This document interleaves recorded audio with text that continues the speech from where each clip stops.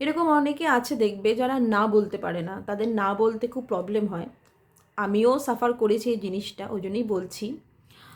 না মানে ধরো আমাদের কোথাও যাওয়ার ইচ্ছে নেই বা কিছু করার ইচ্ছে নেই, আমাদের মন মানছে না, বাট তার সত্ত্বেও আমরা সেখানে যাচ্ছি, সেখানে তাকে সেই কথাটা বলতে হচ্ছে বা করতে হচ্ছে।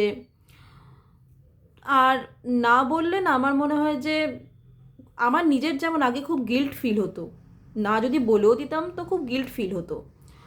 তো উইদাউট এনি গিল্ট না বলাটা খুব ইম্পর্টেন্ট। আর এটা একটা প্রসেস, এই না বলতে পারাটা, এটা প্র্যাকটিস করতে হয়। সব থেকে বড় কথা হচ্ছে এটা প্র্যাকটিস করতে হয়। আর আমরা যে লোককে না বলতে পারি না, না তো সেটার অ্যাডভান্টেজও অনেকে নেয়।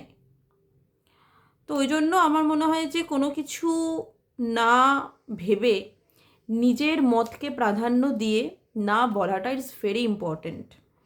আমি জানি না তোমরা কতজন এটা রিলেট করতে পারবে, কিন্তু তোমাদের সবার সাথেই হয়তো এরকম হয়, তোমরাও হয়তো গিল্টে ভোগো কাউকে না করতে গেলে। বাট না করাটা খুব দরকার।